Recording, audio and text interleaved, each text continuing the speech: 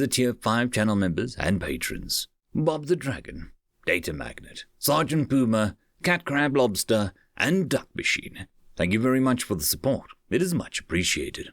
Dying of Boredom, written by DracheGraethe. Death had existed as his best estimate for 13.82 billion solar years. He had sprung into being roughly 1/70th of a second after the first expanse began in the great singularity from which this universe was derived. At least, he thought so.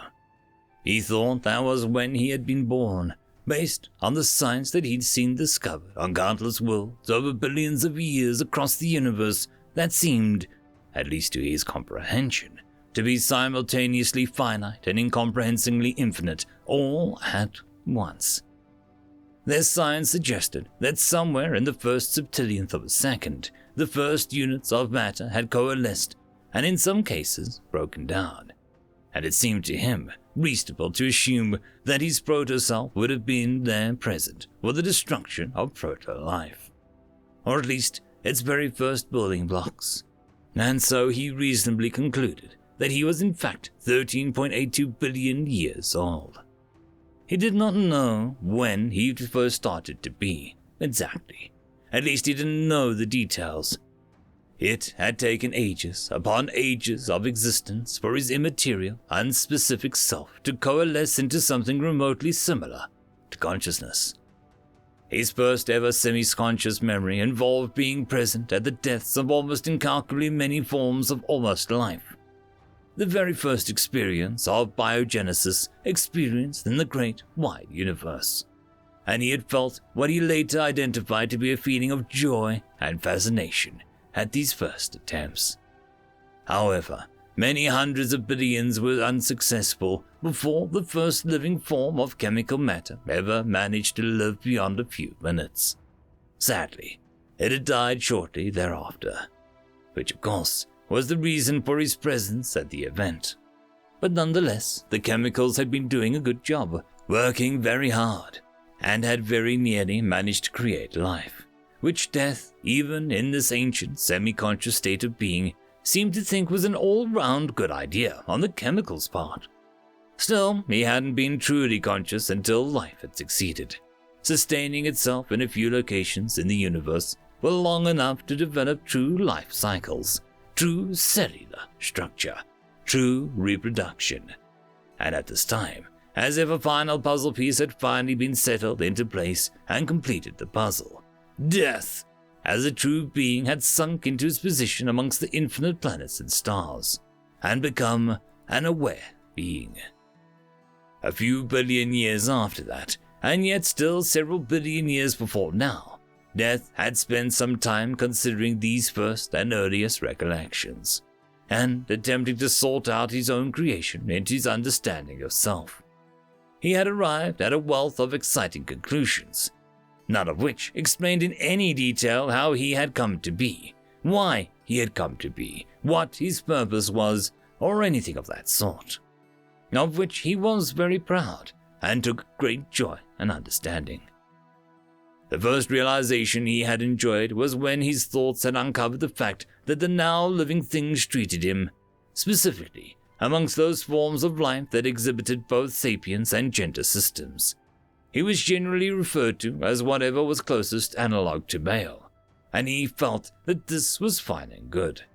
He discovered that he found strange delight in knowing that he either did or didn't have a gender, instead of simply not knowing. And while he had no real reason to particularly care one way or another, he enjoyed that he had an answer to an unasked for question. He had no genetics, no building blocks of solid body for which a sex or gender could be defined, but the notion of such a thing was pleasing nonetheless. The second realization he had come upon when reflecting over his first memories was that death, the concept, not him, death, capital D, and all the associated baggage, was a surprisingly fluid concept amongst living creatures. For example, a being might die and then be brought back by all sorts of things.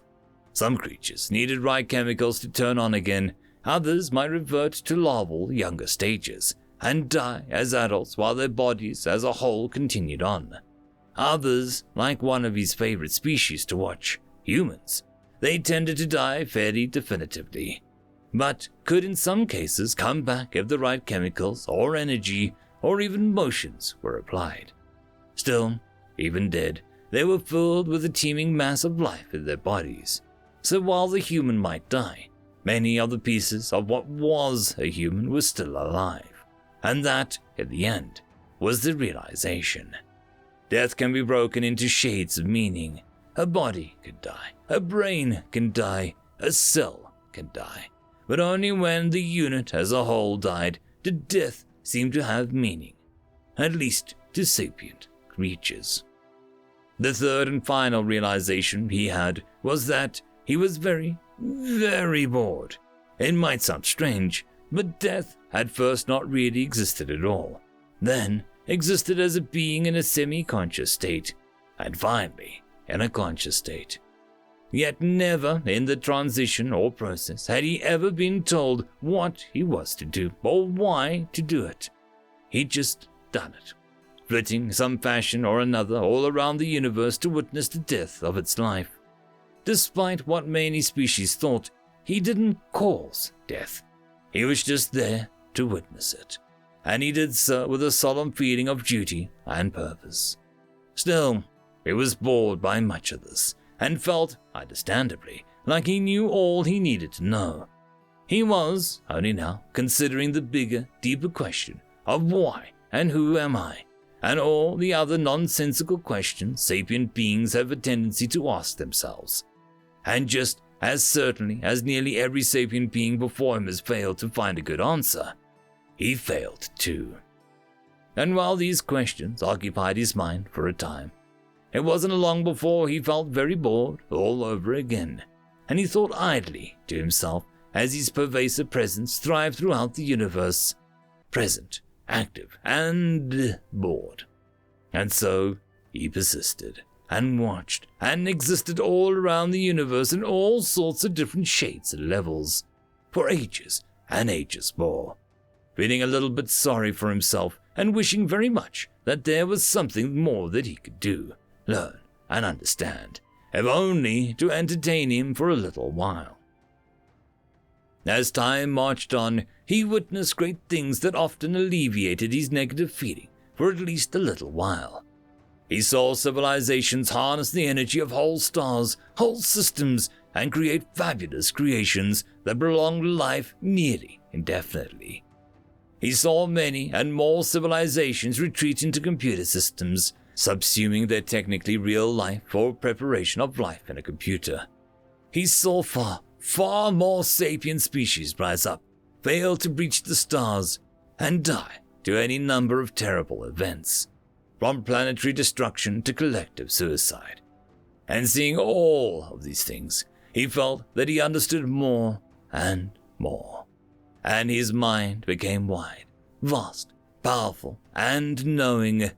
Wide, vast, powerful, knowing, and unbelievably and incomparably bored. There were moments, however, when he found ways to entertain himself. Some deaths, however, tragic and solemn, were quite amusing. Death by ignited flatulence was one of his personal favorite methods to see a creature die. And when a strange chemical reaction resulted in an entire planet being destroyed by a single blast set off by an incendiary reaction in one being's flatulence, he was entertained for weeks and weeks at the thought. When one planet died because they thought that they could make the molten core of their planet into an energy source, and unintentionally created a massive volcanic eruptions that looked like a planet-wide fireworks, Death was so amused. He watched each and every creature's death with a feeling of pity and satisfaction warring for dominance in his heart. Or, well, his mind, but heart was how he thought of it, so for some illogical reason. In any case, he had ways to avoid boredom, at least briefly, and he had recently, in the last few thousand years, started to rely on one species in particular to brighten his mood. When flitting through time and space to watch the death of all life in some form or another became too much of a burden, It was a species that he both enjoyed and pitied, even more than he pitied himself. More than either feeling, though, he felt a great deal of appreciation for them, because they proved to him that however long that he had lived and existed, he was still capable of being pleasantly surprised. Humanity, a species that was born long after the greats of species had conquered whole galaxies, and who struggled unusually hard to survive, gave him that surprise. He saw them almost succumb to disease and wars and a few near misses of asteroids and meteors, though luckily these were during a time period that humanity was not yet evolved enough to know how scary those bright, flighty streaks above them really might be. And perhaps because of their struggles and near disasters, the species had begun to treat him with a strange reverence. He existed in their books. He was a character on the TVs. He was a force in their lives, and they understood, respected, and sometimes even celebrated. All of this was shocking to him. Death being celebrated was unique. In all the universe that he'd seen, he had watched every pattern imaginable play out 100 or 1,000 or even 1,000,000,000 times. He saw a life that feared death, hated it, raged against it, fought it. He saw that it haunted their dreams, that their death's presence defined their lives far more than anything else they encountered. Life feared death. And this, admittedly, much of mankind did too. But what made them unique was the perspective they had been born from their pain, from their sorrows, and their unusual capacity for grief. What made them unique was how they could see death as a tragedy and a beautiful release all at once. They could fear death and welcome it as the end of a struggle all at once. As death sat, immaterial and therefore invisible, by the bedside of an old woman, he let his mind wander. Here he was again, to witness another death. Despite his nearly infinite mind, intelligence, experience, he still wasn't entirely sure why. Nonetheless, he paid attention and waited for the moment when this woman would cease to be, and begin to have been. He saw the nearness of it in her.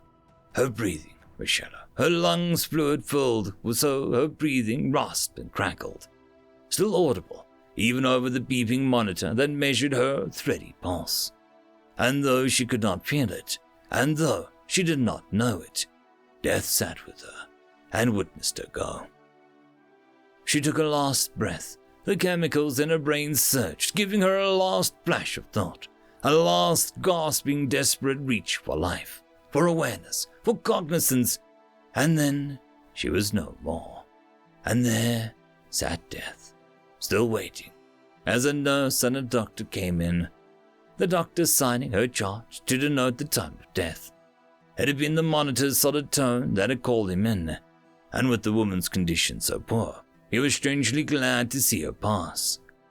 Soon after, the doctor headed back out, leaving only the corpse and the nurse in the room together, as well as death's presence, if it could be called that, lingering in the chair beside the bed. The nurse looked somber, but not sad.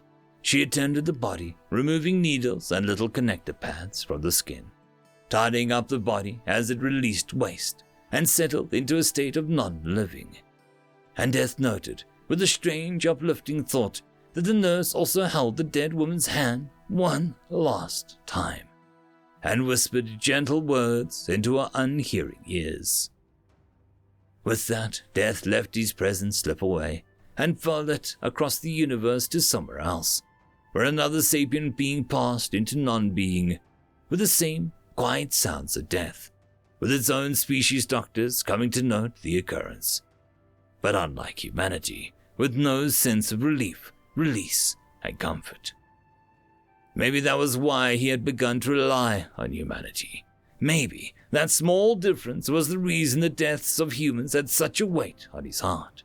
Because their deaths were not the end of a fight, the failure to fight for life and survival, but rather that deaths were so often such tragic releases, acceptance of the end, and a celebration of the life lived. Instead of mourning for the life that could have been in a vast universe, the different views of death were so varied that it would take aeons to even describe the different views of death. But in all of his experience, all his knowledge, and all that he had seen, Death himself had never been quite as touched to see a creature die as he was when a human died, and their end was celebrated as joy instead of tragedy.